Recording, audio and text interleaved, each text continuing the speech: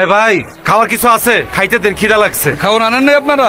আমরা তো খাওয়ান আনছি 20 দিনের, আজকে তো 24 দিন হইতেছে। কই যাইতেছি না যাইতেছি কিছুই জানি না। আরো 15 থেকে 20 দিন লাগবে, না খা থাকেন। ওই বেটা কি কয় 15 থেকে 20 দিন লাগবো?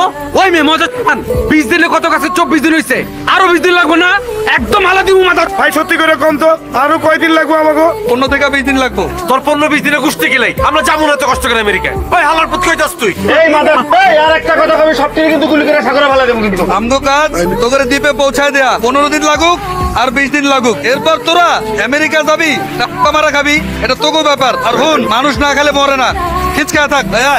হ্যালো মৌসুমী, মৌসুমী আমি সানি।